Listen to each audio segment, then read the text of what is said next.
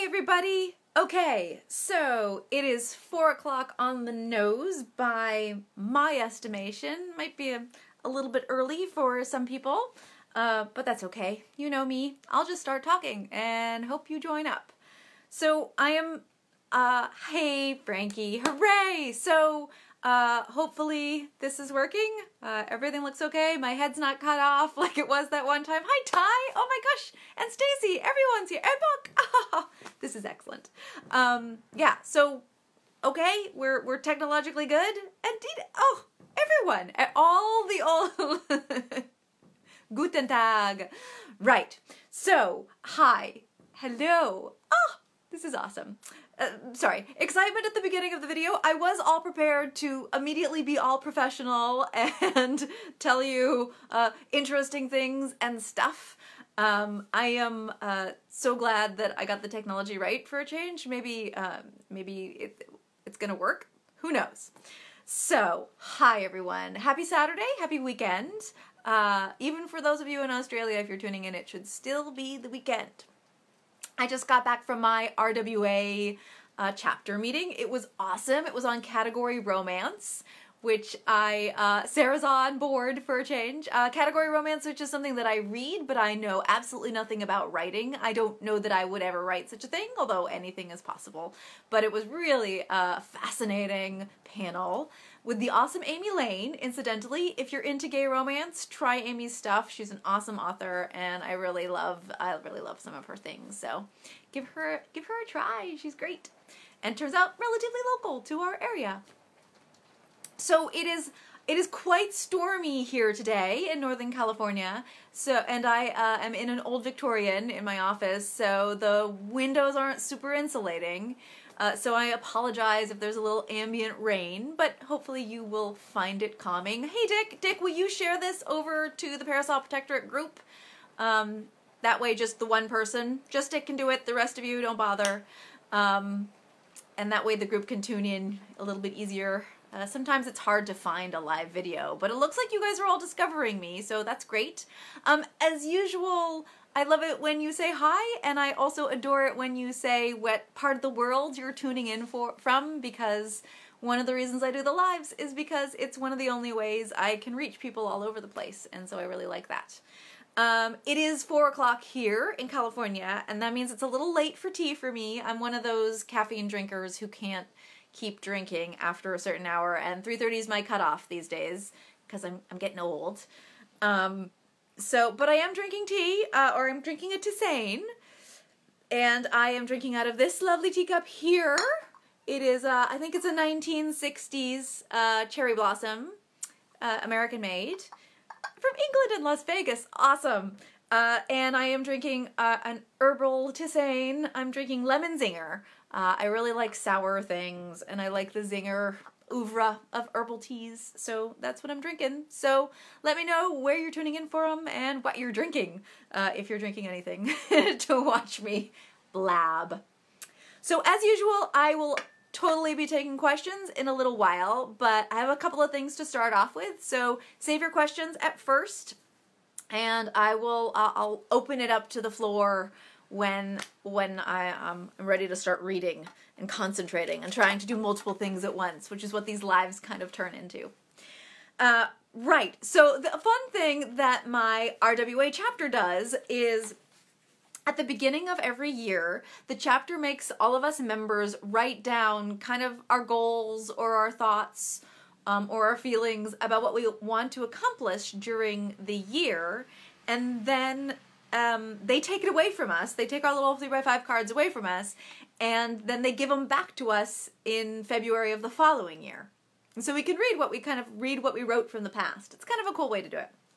And so I thought I would read my goals for you from this time last year, and I will fess up to you whether I accomplished them or not. Okay? Are we ready? So, I had to write one novel and get that turned in to my traditional publisher. Thank you, Dick, for announcing into the group. So that one novel that was Reticence It was the novel that I had to put down and pick back up again and put down, pick back up again last year. But I did finish it, and I did turn it in to my traditional publisher. So I get to check that goal off. I accomplished that goal. I did it.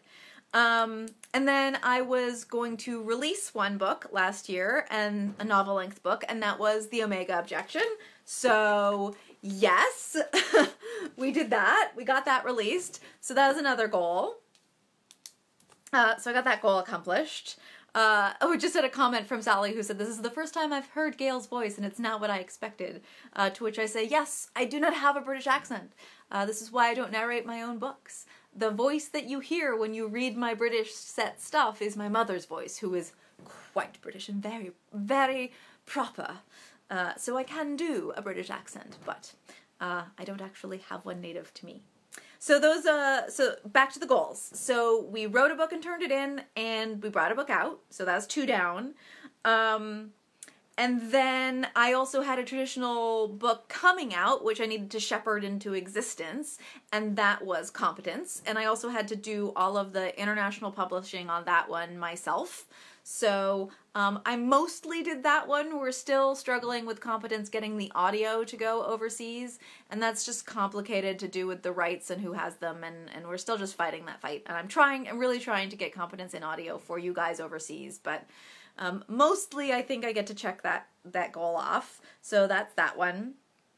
And then last year I wanted to release one novella as well. And I did.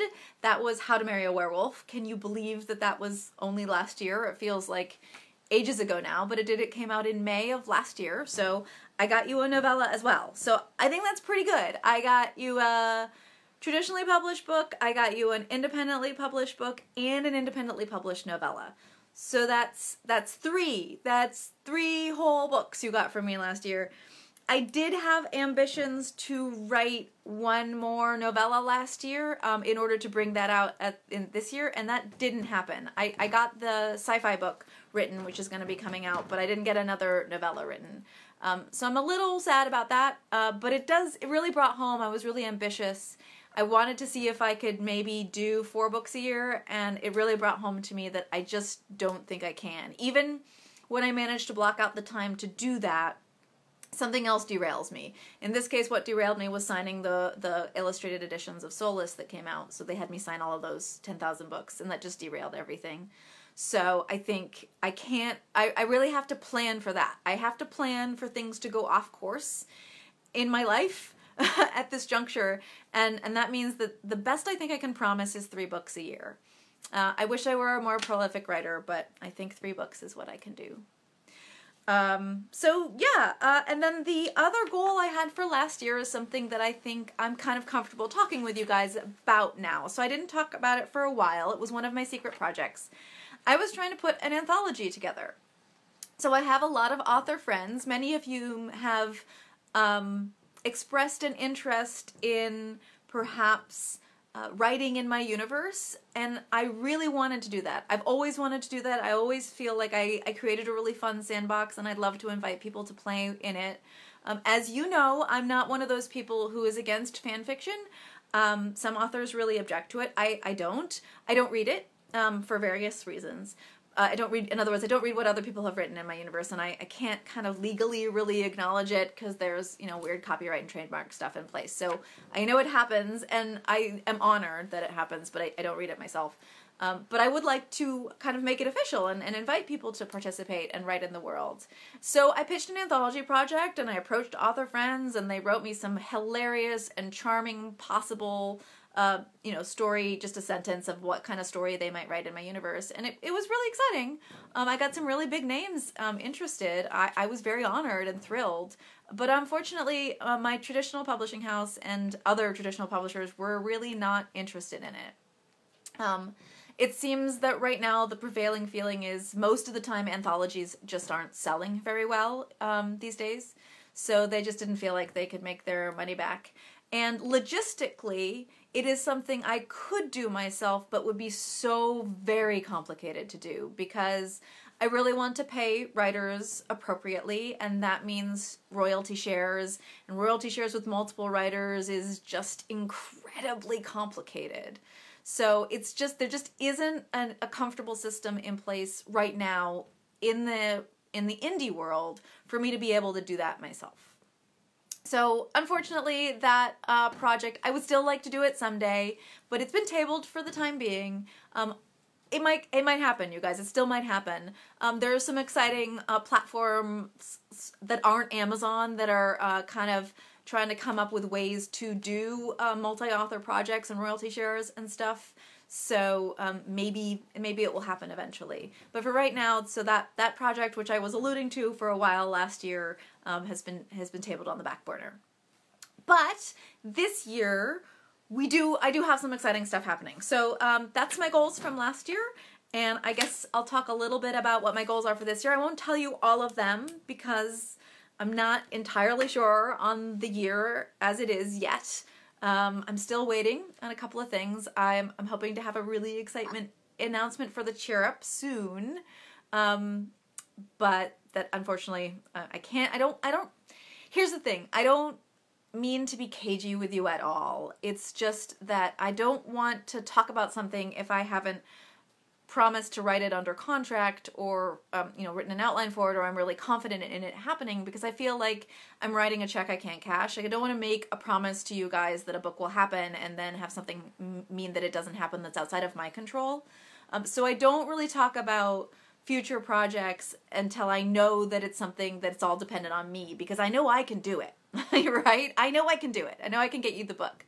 But when it's in someone else's hands, I don't like to make any promise about it until I'm sure. So that's what's going on with some of the projects. However, some things I absolutely know about and I can promise you are happening. So Reticence is absolutely happening. It's coming out at the beginning of August. It's turned in. My editor liked it. It's gone to the copy edit stage already. So that book you're getting that book. It's coming in the summer. It's ready for you. That's the last Custard Protocol book, and it's exciting. I think it's really for you guys. I really wrote it with you in mind. You know me. I'm talking to you all the time in the fan group. I know what you guys want from me, and I think I pretty much deliver. I hope I deliver.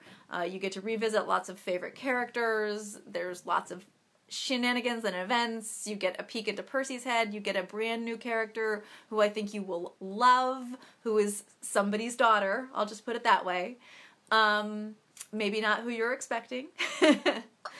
And I think you're going to really love that last book. So I'm happy with it. I'm really pleased with where it went.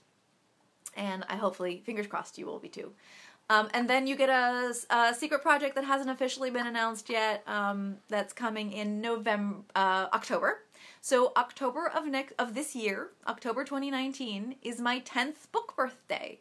Soulless came out in 2009, if you can believe it. It has been 10 years. It's a little awe-inspiring for me. It feels like it was a million years ago, but it also feels like it happened yesterday. Which brings me to a kind of a sad, happy story, I guess I'm going to tell, which is I was at a memorial service last night for a lovely, lovely lady, kind of a hallmark in our local book community. She's a book vendor for Borderlands, who died kind of unexpectedly.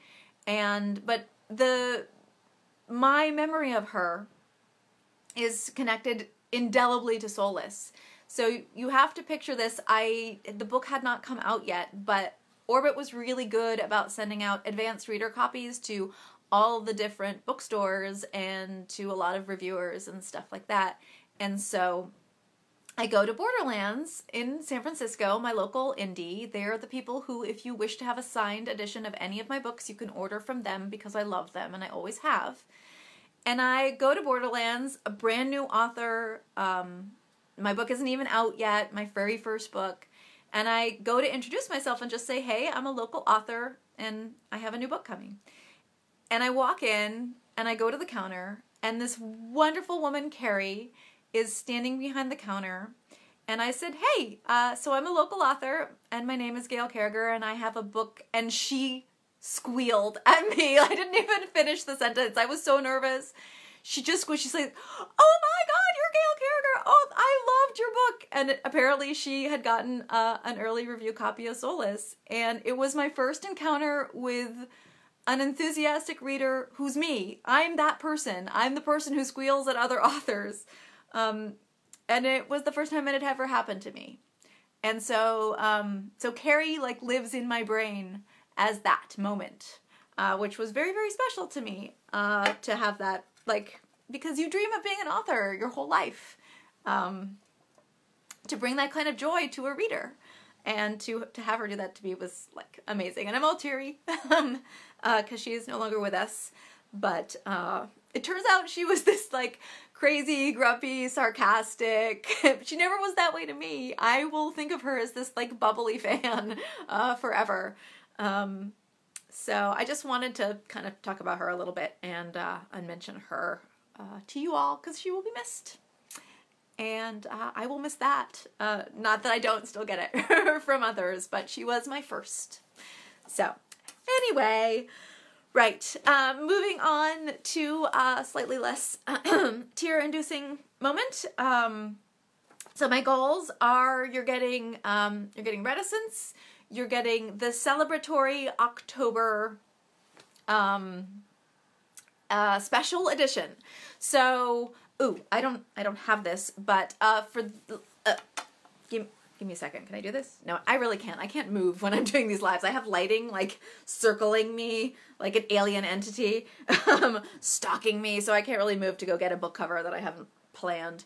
But for those of you who remember the Subterranean edition of Soulless, that's the green cover with the octopus cameo and the woman in the center. I love that cover. So do a lot of you, because I put it to the vote, and at the time it was voted your favorite. Those publishers, that line is bringing out another special edition for me. And it's going to be a bundle of a couple of the novellas and then the super secret project, which I will announce soon, I promise. And you guys are going to be you're going to love it. I promise you will adore the super secret project that's included in it.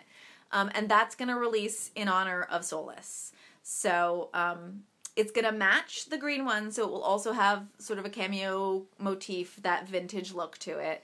And I think you'll be really excited about it.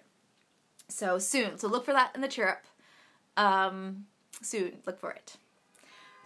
So those are the two that I am officially about. And then the other book that I have coming out this year in 2019 is The Fifth Gender. And that's my sci-fi. That's my crazy alien police procedural, romantic, loving, adorable sci-fi. It's an alien race with 5 different genders. They're purple. They have noodly hair. And there's a whole joke about ramen, and I think you will adore it. It's ridiculous and silly and loving, and I'm very proud of it. And that's under the GL Carriger name, because it also has sexy times, so I'm warning you now, there's sexy times. Here's the thing. If you build an alien race with multiple genders, and different biology, generally speaking, us humans are curious enough to want to follow them into the bedroom. We're nosy, we're like that. As a writer, I'm like that. So I thought about taking out the super sexy scenes in this book, but I just felt we really want to see them. We really want to see how aliens have sex. It's just a natural curiosity. So, yeah, so I'm warning you now. It has sexy times, and be aware of that. Yay, sexy times! So that'll be in May, May 18th, I think. It's semi-officially announced. I don't have a pre-order button for it yet, because it's not quite there. It's 2 months for us indie authors. 2 months is the maximum we can do a pre-order for. So that's why that's why your pre-order isn't available for Reticence either in the UK, because I cannot list it for another couple of months. So as soon as I can list it, I do, and then I tell you all about it. Right. The other thing I have to announce is, I know you guys are watching from all over the place, but if anybody is watching from the Bay Area here in California, I am teaching my Heroine's Journey course, which is an all-day seminar, and I am teaching it on February 17th, which is next Sunday. I know, this is like a split sudden announcement, but this is your reward for watching my live. If you're local, you would like that course. I do not teach this course very often at all, and it's unlikely I'm going to be doing it again in the Bay Area in its full form. It is all day, so be prepared. Essentially, I will teach you the similarities between J.K. Rowling, Agatha Christie, and Nora Roberts, and why they sell so well. I will change your brain, I promise. You will be unable to not see the heroine's journey in pop culture when I'm done with you. It is specifically for writers, so if you're not a writer, this course is not for you. But if you are local, drop me a line, just use the calling card on my website. You guys can use that anytime, incidentally. If you ever want to send me a note about anything, just go to the website, drop me a calling card. I will send you a link to sign up for the course if you want to take it. I'm not making it like an official linkable announcement because it's a very small, there's only 20 people max, so we're keeping it really tight and limited. So it's a little super secret thing for you guys. Yeah, and if that's, if you're not local, I'm sorry, but I promise one of the reasons I'm doing this course is so that I can develop it into a nonfiction book. That is one of my goals that I'm not sure when it will happen, so I'm not officially announcing it. But I talk about the heroine's journey a lot. If you've seen me in person or listened to these lives regularly, you know that I talk about it. It's something that I studied as an undergraduate in the classics department. I was very into the gender and mythology of the ancient world, and I have a minor in classics. And I thought everybody learned it. I thought everybody learned the hero's journey and everybody learned the heroine's journey, and it's not true. People only learn the hero's journey, and I'm obsessed with the heroine's journey. So, and people kept asking me for a book. Like, where is the book that's for writers or creators that talks about this, that lays it out just like Campbell did in the hero's journey? And I have no pull. Like, I have nothing to pull from. There are some books out there, but they tend to lean kind of Jungian psychology approach or mythology, or they don't go in the arena that I think is helpful for writers. So I thought I'll write this book myself. So I am. Somebody asked why I have a Greek chorus in all of my books. Yeah, that's why. For those of you who wonder why I tend to kill people off stage, that's my little Elasticles sleight of hand. I'm making a little nod towards Plutarch and the rest. Anyway, so that's that announcement. Just drop me a line if you're interested and if you're local. What else is going on? Ooh, so I just came back from a writing retreat in Grass Valley. It was awesome. I had a wonderful time. I did the revisions on Fifth Gender, so it has gone off to the editor. So basically, it's essentially in production, so you will get it May 18th. That's the sci-fi. Then I have a major retreat at the end of this month. I'll be offline for a whole week. During that retreat, I will write a lot. And right now, I don't know what I'm writing. So, I'm not sure. That's the thing I'm really shaky about. Here's why. I have a new young adult trilogy for my young adult publisher, that's Little Brown, on submission to them. So it's a proposal. And because it's a proposal, I don't know what, sorry, Ty is screaming about something and I don't know. So Ty, you're going to have to scream at me again later when I'm actually reading the comments. I'll read them. I always read your comments. I always go back and read them if I haven't caught them initially. I read every comment. If you're on YouTube, I read your comments. I promise. So the retreat I'm going to, I don't know what I'm writing because I'm on proposal to my YA house.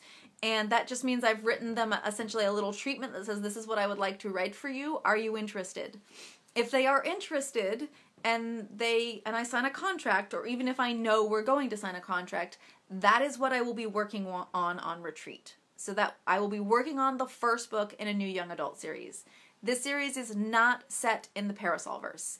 It does have alt history components, but it is what I am calling techno-fantasy. So it is an alternate world where multiple different ancient cultures that didn't necessarily exist at the same time do, on a sort of alien planet, and there is a magical system, but everything has a scientific explanation. So, techno-fantasy. Think Pern, for example, the Pern books by Anne McCaffrey. So that is the angle. And I guess the pitch is Brill, who is my main character, may or may not have magic, but she's gonna die trying. So that's our pitch. And it's my usual.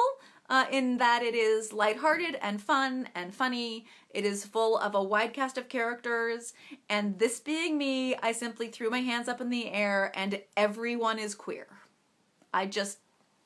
Everyone's queer. So every single character, you don't know who they might end up with, and you don't know it's kind of irrelevant what sexual orientation is and stuff. I was like, meh, I'm just gonna have fun with it. So that's the YA series that's on proposal. We'll see if they want it. It is possible that they might look at the market and be like, this we can't sell. So, we'll see. If not, then I will probably end up bringing this one out myself. I'm pretty excited about it, so I might write it myself. YA is a little bit harder to do indie because it's a harder market to break into. But yeah, so that's that. We'll put that on one side. And that's coming up for me. So if you don't see me online at the end of February, I'm on retreat writing something. Now, if the YA proposal does not sell, I will pivot at that juncture, and what I'm going to write on this retreat is probably a new novella in the Parasolverse. And I don't know when I will try to finish it at the retreat. I will try to start it and finish it at the retreat. I have an outline in place. But because I don't know if I'll be writing it or not, I'm not going to announce what it is. I'm sorry. If I do write it on the retreat, then when I get back, I will tell you all about it, and put it into production and everything.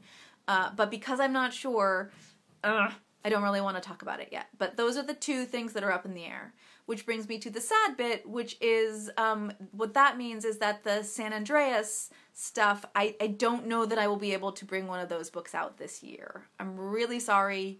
It'll probably be next year, because I can't figure out the balance. So that's the situation. But you do get awesome gay boys, or sort of quasi-gay boys, in the sci-fi books. So, so yeah. So hopefully you'll be okay waiting a little bit.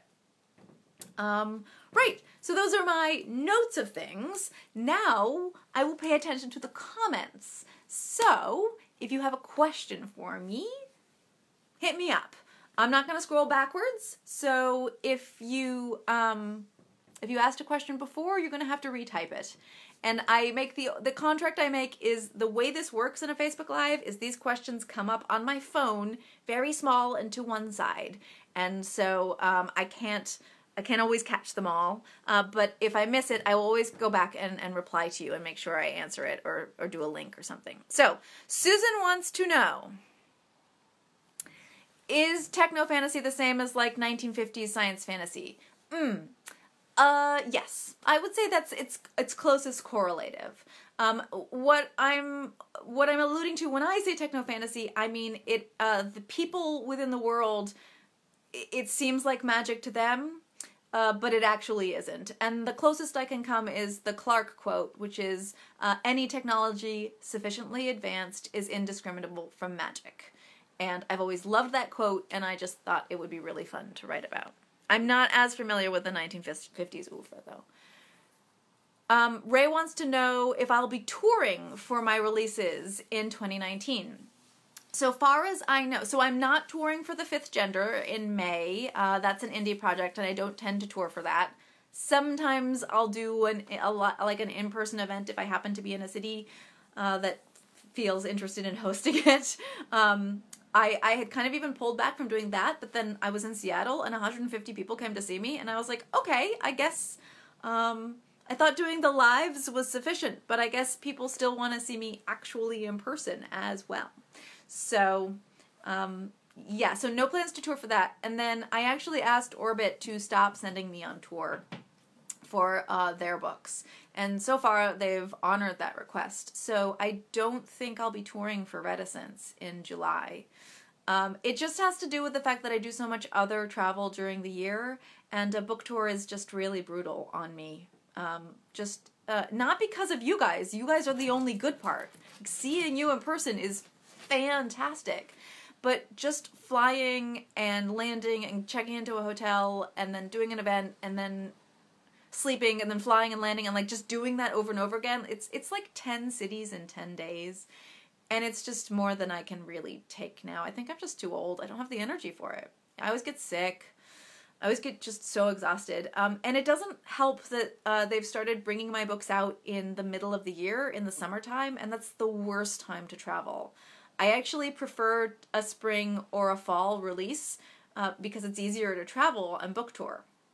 Now, if I have a young adult series, they might insist that I go back on book tour. So for a new YA series might change this dynamic, but for now, I'm not touring. What I am doing is taking more smaller events that are dotted around the globe and around the US.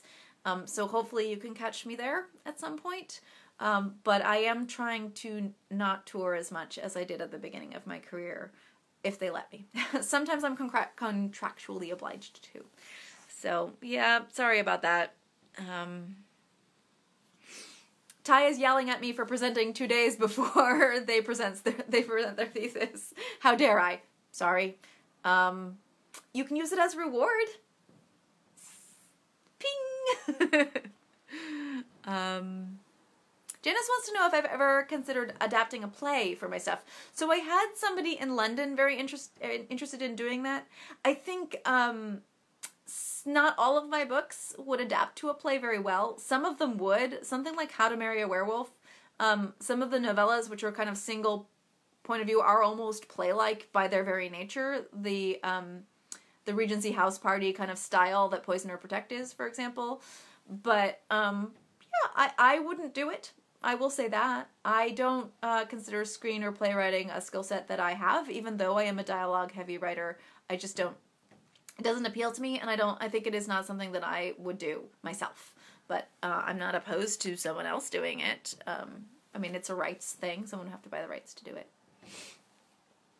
Bryax is really curious about Aggie. So you will learn all about Aggie's backstory in Reticence, and you will get a little peek into her future there as well. So I think you'll be happy.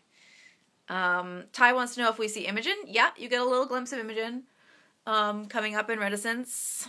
Pretty much you get to look in on everyone in Reticence, so you don't need to ask me about side characters. It'll be fine. I promise everybody's favorites turn up, with 2 notable exceptions, and they're explained. Jessa says, I've been going forward in time in the Parasolverse. I'm ever gonna do a novella further B. I can't see more. You have to ask your question within 1 sentence. But Jessa, I think you're asking me if I would write the world of the Parasol universe after the turn of the century, or World War I or World War II, and the answer is right now, no.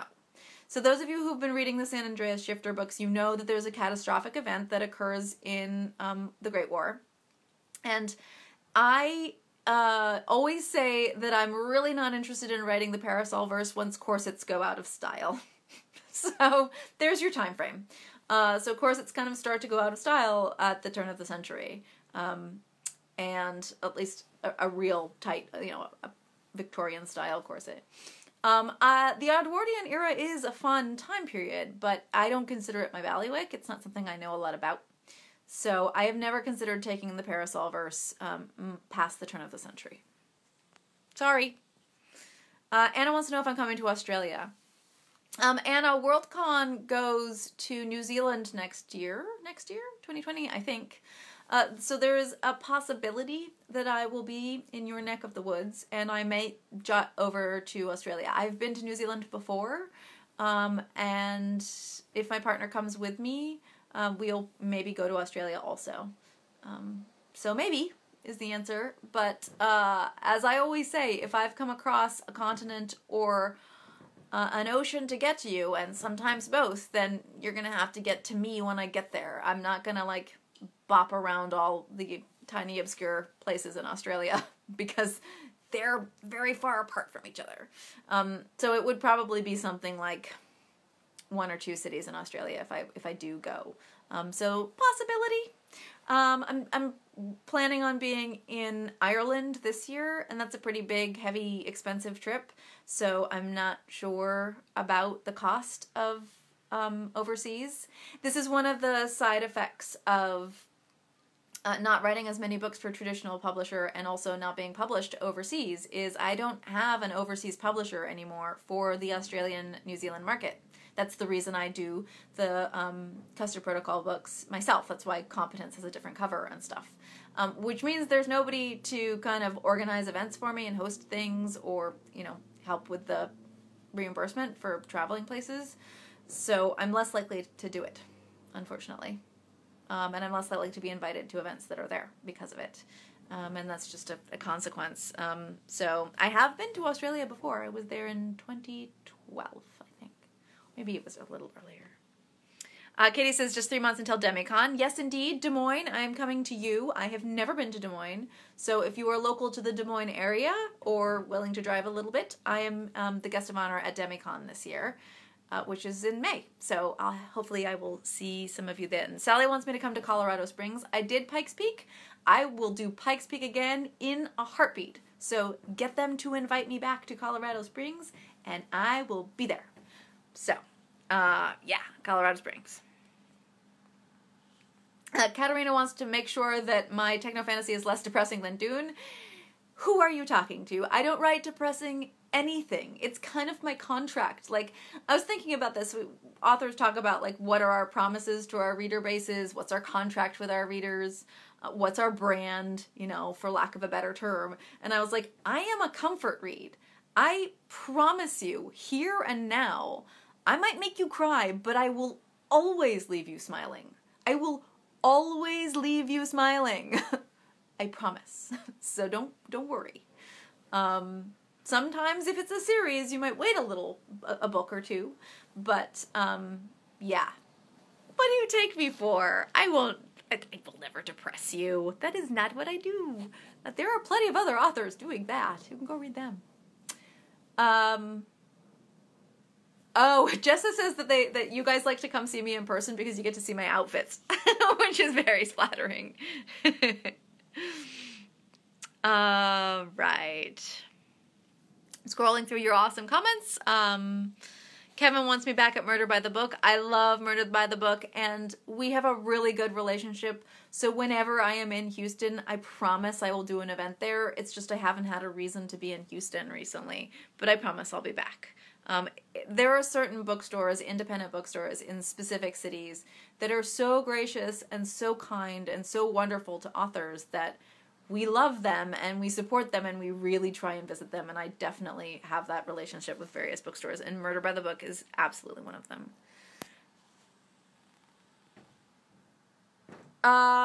Books is asking a question about Professor Braithrope and how he's tethered and then he has tether snap and so he goes crazy, and I think you have more to that question, but you're going to have to ask it separately because, like I said, I can only read about one full sentence worth of text on my screen because Facebook Live is limited technology. Cats. Everybody's getting excited about a stage performance of my books with Lord Akaldama in it. But you could just watch the Scarlet Pimpernel movies. Oh, my tea is cold. Jenna says marine biology would make a great play. Oh, that would be funny. Yeah, there was something about the San Andreas with the pack and stuff that it would be really... I always think werewolf packs are really fun to write about, but it would be fun to see them on stage as well because it's kind of this crazy found family, right, kind of thing. Robert asks, what makes me want to go back to young adult? And part of that has to do with the way the industry is moving these days in terms of traditional publishing in New York. It's pretty unsettled, to be honest with you. These Amazon and the digital book movement was a real pivot point and seed change for the industry. And some traditional publishers are struggling with that. They're not quite sure how to handle it. And so I'm a little nervous about signing a really long contract with any adult publishing houses right now. So, and the reason, part of that reason is young adult is still really strong because young adult sells not just to young readers, but to adult readers, but also to schools and to libraries. And they're still kind of gatewayed. There's still a little bit of a barrier in place And so to me, from a purely business perspective, it makes more sense to move to YA for my traditional house while the industry decides what is going on with it at the moment. I mean, things are shaky with Barnes & Noble. Are they going to declare bankruptcy? Like, nobody knows what's going on right now. And so I feel more comfortable in YA than anywhere else going forward, for a little while, at least, until we figure out what's going on. Also, I was away from YA, so we're reading we're reading Waistcoats and Weaponry right now, for those of you who are doing the read-along. Here it is. We're reading this one. And I was looking at the dates that the books came out and stuff, which was a long time ago, as it turns out. So it has also been a while since I've written it, and I really do love it, and I love writing it. There's something, I like the pace of YA, I like the sharpness of it. I really enjoy it. So part of me also just wants to revisit that genre. You know, I've been writing, I've written multiple, six, seven adult books since then, if you count the San Andreas stuff. And so I kind of feel the jonesing to return to it for a little while. So that's part of it also. Is I write in a lot of different genres, so I want to play with them all. Ty wants me to write in the 1920s. No! Have you seen those dresses? I look awful in 1920s garb. I'm never going to write in the 1920s. The Libba Bray has the Diviners series, which is a bit dark, but it is like kind of magic and mayhem set in the 1920s, so go read that instead. Oh, Casey asks about writing earlier in the Parasolverse.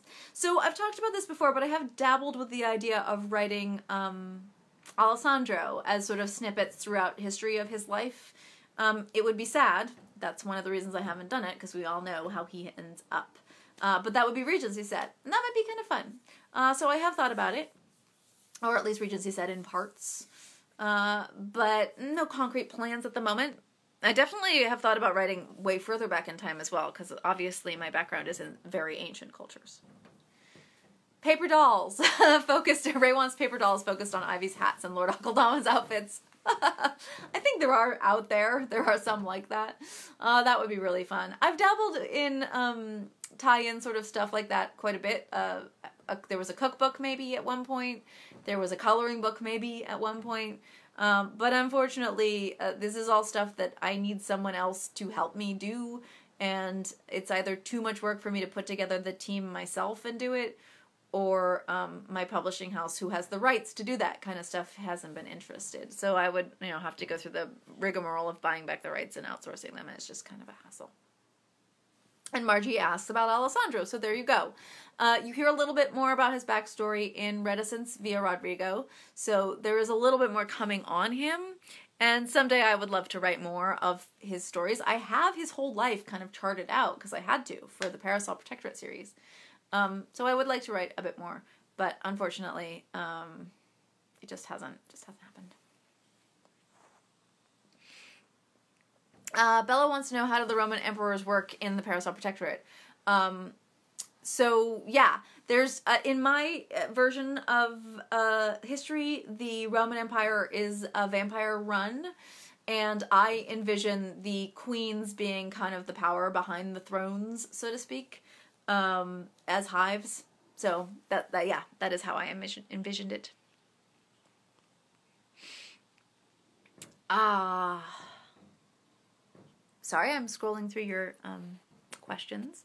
Jessa wants to know, William. So other questions about going back in time. So the answer is yes, I'm thinking about it, but right now, and probably for the several years, I have so many little novellas that I want to write for, like, the finishing school characters and the rest of the pack, the London pack. I want to give them I would love to give the Dewan a romance. Like, there's so many currently Victorian or Victorian era novellas that I want to write, that those are going to take priority for a while, I would imagine.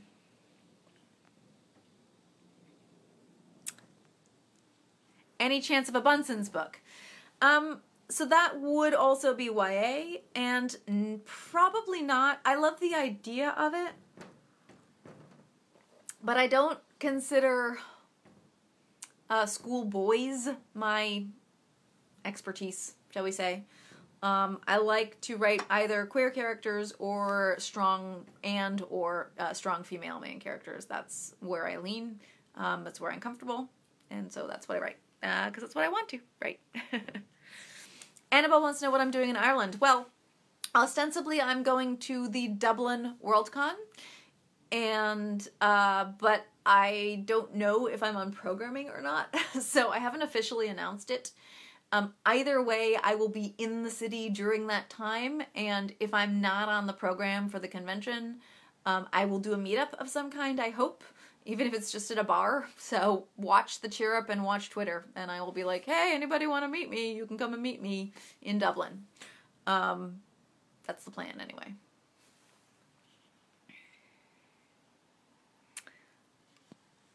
All right, Colorado Springs, Comfort Reads. Ty's having a conversation with various different people. Sally would drive back to Denver for more Gail. I do get to Denver pretty regularly. My agent is in Denver. I love Denver. It's a great little town. I like the food scene there. That's always brings me back places. And for some reason, I just always seem to end up in Denver. And then Tattered Cover is graciously always hosting me there. So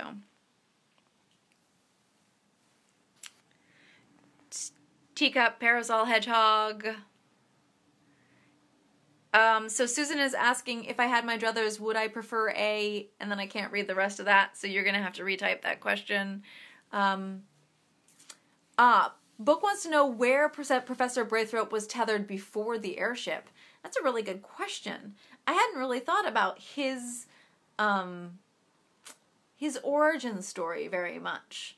But it is possible. I mean, you saw Lord Uckle's, you saw the Queen move, Countess Nadasti.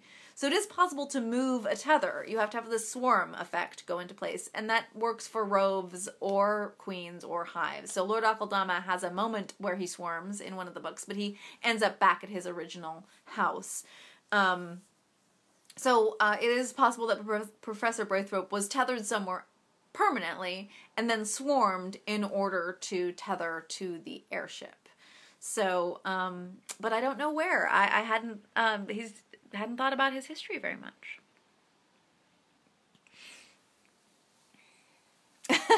Bella says, if Lord Akeldama didn't have a hand in Anne Boleyn, I will eat my corset. It's totally possible. Casey wants to know what TV shows I've been enjoying recently. So I don't watch a lot of television because I'm writing and reading, because I really do read an awful lot. So we've been on a major rewatch of the Great British Baking Show. I've watched them all now 3 times, I think. So I watched them kind of out of order when I had surgery several years ago, and I watched them mostly on YouTube, illegally, as it were, because they weren't in the United States yet. And then I've been watching them as they've come to the US. And then we recently did this major rewatch where we tried to watch them in proper chronological order. So that's what I've been watching when I watch anything. And then my partner is a big film buff, so has been sort of putting on some of the Oscar nominations and stuff. But I like to watch and I like to read the kind of stuff I write, which is to say I like it to be comforting and fun and lighthearted and pleasant. And that is not often the case with Oscar nominations, so I tend to not do that. You know, I'm a Marvel girl, so I'll watch the Marvel movies when they come out. So I finally watched Infinity War. It took me a while to get onto that one, but I did watch it. I have a theory. Everyone has a theory. As an ex-Marvel girl, I have all sorts of alt-universe theories going. So, yeah, what else? That's pretty much it. I have cut the cord. Is that what they say? I don't watch television. I only stream now. So I'm not really up on whatever the young people are watching these days. Bella is recommending Monstrous, the comic book Monstrous. It has come across my radar, and I am very interested in it, but I haven't had a chance to read it or get a hold of it yet, but definitely am interested in it. Stacey wants to know if Sophronia or Dimity will ever appear in the future novel or novellas. Yes.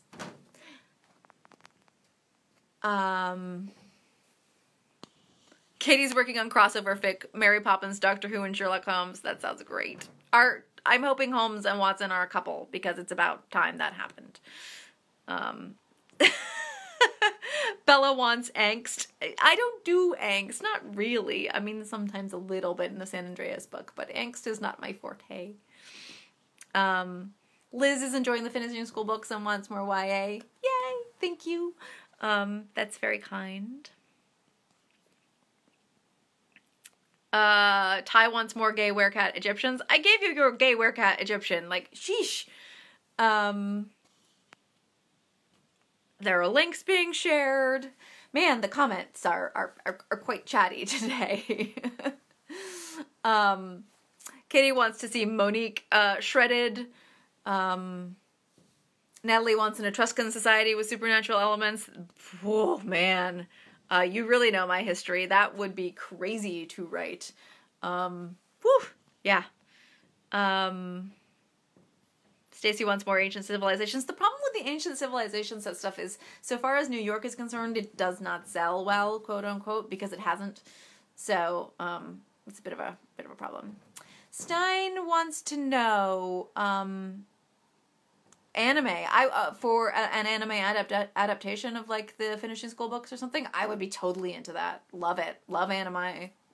Sign me up. It's not me who's not interested in film or television adaptations. It's Hollywood that's not interested. I have an agent. The books are out there. You know, I occasionally get a phone call about somebody who's excited about it, and then it just doesn't go anywhere because that's Hollywood. So I'd be into that. But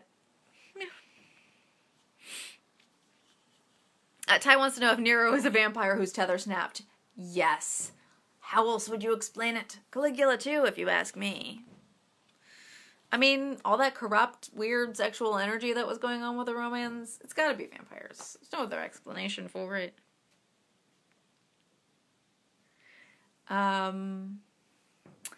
There goes the bank account. I know. I will never stop writing, you guys. It's just a matter of what I write.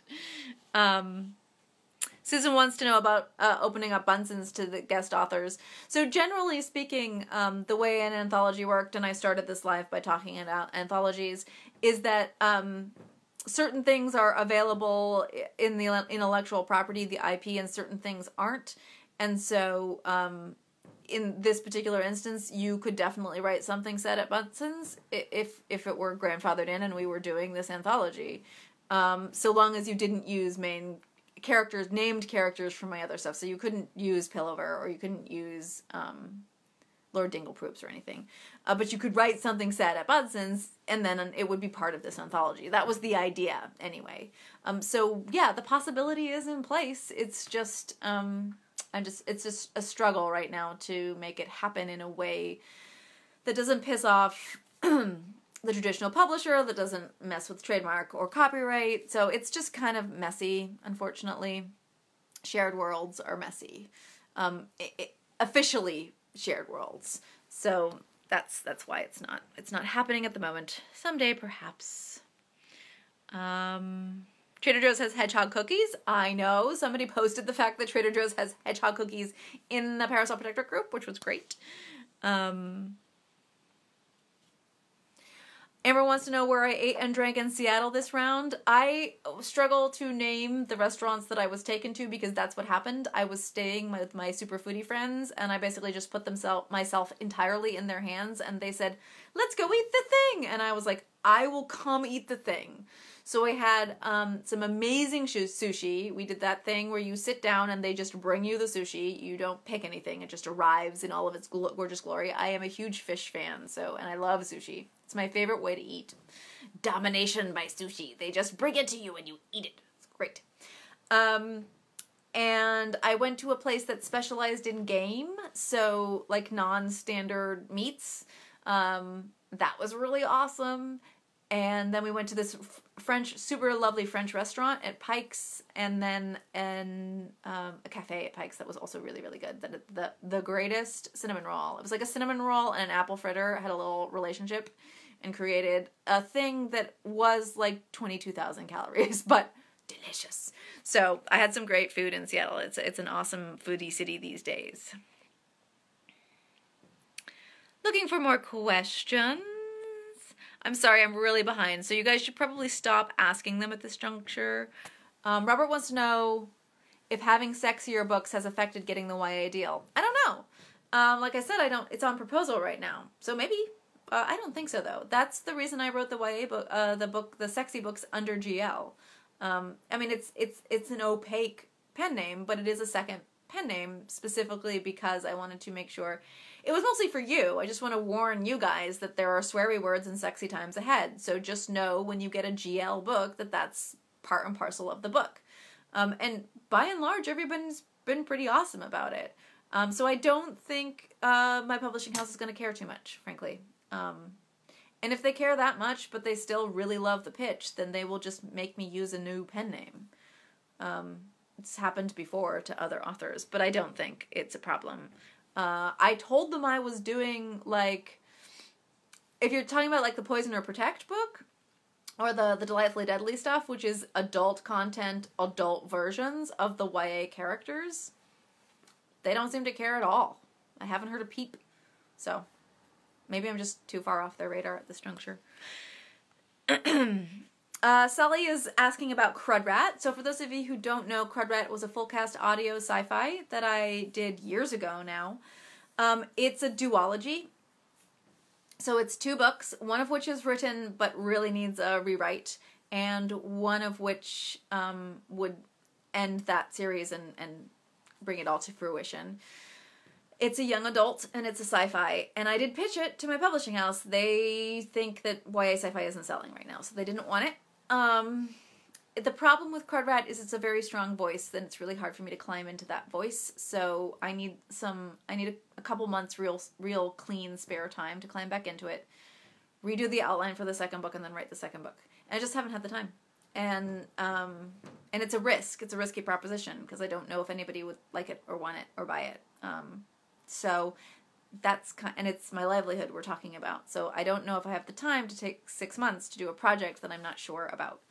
So that's one of the reasons Crudrat has been sitting on the back burner for so long. But I really hope to get to it eventually. The reason it's kind of burbling up in conversation these days is the Crudrat and the Fifth Gender exist in the same universe. So, and it is a universe because it's a science fiction series. So if you read or listened to Crudrat because you were part of the Kickstarter or got a hold of the audiobook, the Tinkered Stars, which is the name of the universe, is the same premise, exists in the Fifth Gender.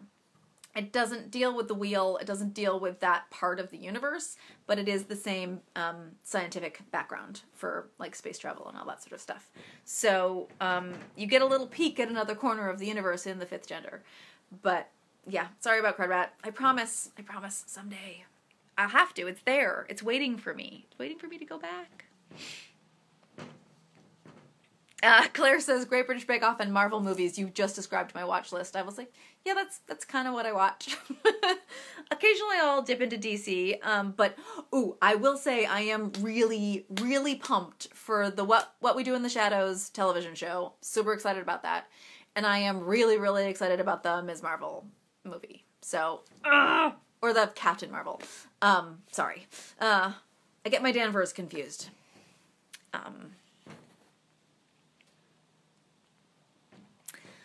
Janari wants to... Janari, I think is how it's pronounced. Have I watched Victoria? I have Victoria on my watch list, but I haven't watched it yet. That's the other thing, is I tend to watch streaming stuff when I'm traveling, because I download it and then I watch it on planes, and I just haven't had any long plane rides recently. So I'm not really caught up on stuff. I promise I will be. Katie wants to know about the House with the Clock in its walls. So I heard really mixed reviews for the House with the Clock in its walls, and they concerned me enough for me to decide against it. Mary Poppins Returns, I haven't got around to watching. That's definitely one that I will watch on a plane, because I'm sure it will get to the planes soon. So I will be watching that eventually, but I haven't watched yet. Lisa wants to know about the Great British Sewing Bee. I've heard of it, but I haven't watched it. Frankie tells me that there is in fact fanfic with Holmes and Watson as a couple, and I am not surprised. Everybody wants more of everything. More gay, sexy men. Somebody wants Oliver Twist. My goodness, you guys are demanding. Nordic mythology creatures, trolls, perhaps. Well, I have berserkers. Berserkers I'm using as bear shifters in the San Andreas series. So I do have some Nordic, a little Nordic touch. I do like Nordic mythology very much. But I do feel like the Nordic mythology kind of market has been cornered by Rick Riordan and Neil Gaiman. So there isn't a lot of wiggle room there. So, and then of course Douglas Adams has some Nordic mythology as well, but Viking era werebears. There you are. Yes, see, werebears. I call them berserkers in my book, but yes. And I am contemplating a future San Andreas book where werebear is the love interest. So might happen at some point. Stina's talking about anime coming from Japan, and yes, I'm aware of that, but it still is pitched through Hollywood. So the Japanese anime stations, if they're looking for a property that's US based, will still come to Hollywood to purchase it. So it all gets filtered through Hollywood. It's like all books get filtered through New York most of the time. It's just the way the industry works. So I have an agent who actually specializes in anime, who has been pitching to Korean and Japanese animes in Hollywood. That's just how it works. But so far, no interest. So also how it works. Generally speaking, with Hollywood, somebody has to fall in love with it. A showrunner, if a showrunner with power, if you're lucky, but talent is more important. So you need a big name actor or actress to fall in love with your stuff, or a producer or a director for anything to really start to happen. A name has to be attached, and that's just never happened to me.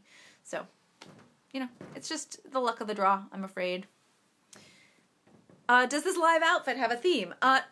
No, actually, this is a Lazy Gail outfit. This is what I wore last night to the memorial service. And so I was like, well, I love this jacket. It's also freezing, or it's freezing for California. It's really cold. So I'm wearing a little warm velvet. Velvet is warm. So that's why I'm wearing what I'm wearing. By rights, I should be wearing teal because we're reading Waistcoats and Weaponry at the moment, but I was lazy. Sorry. Also, like I said at the beginning, an author I really admire came to my chapter to do this presentation this morning, so I wanted to look nice in her honor.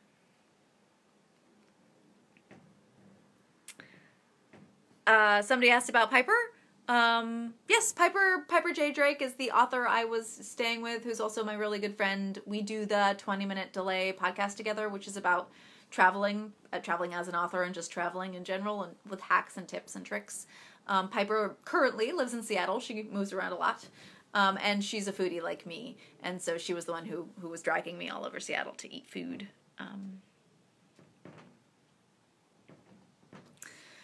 Book wants to know, in the Parasol Protected world, do vampires have reflections? Yes, they do. I could not scientifically explain away why they wouldn't. So they're just normal creatures. They exist. They're just undead in my world. So it's more like zombies. Ray says you ate meat. Ray is alluding to the fact that when I'm on book tour, I don't actually eat a lot of meat. I tend to eat vegetarian and fish. And that's because I was raised veg with a little bit of fish. And so my body seems to just like that diet best. And I don't want to risk getting sick. Aforementioned, when you're on book tour, you're more likely to get sick. So I tend to just give myself the cleanest food that my body likes the most. So I eat a lot of vegetables, a lot of lean protein, and not very much sugar when I'm traveling. But in this instance, I was just jetting up to Seattle, and I was staying with friends, so I was like, I will eat all the things. But yeah, I am a super experimental eater, and I eat everything. There is very little that I haven't looked at and thought, I wonder how that tastes. In fact, I should say, how are we doing for time? Oh my gosh, it's the end of the live. Sorry guys, I will end with a funny story. Here's my funny story. I was getting ready to go overseas, and I was trying to get a typhoid pill to take because I was going to an area where it was a little dangerous. And the nurse on the phone with me basically was like, are you sure you need the typhoid pill? Because, you know, if you're not leaving city centers, it's probably not a big risk for you. And I was like, no, I need the typhoid pill.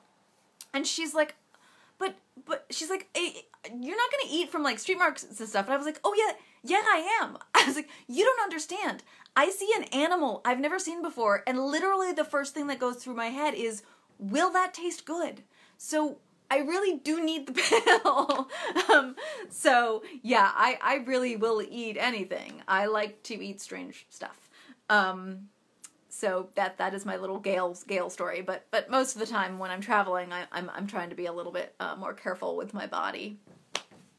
And on that note, I apologize if I didn't get to your question. I promise there will be another live soon, and you can ask it then, or I'll go back through and I'll answer it in the comments this evening or tomorrow.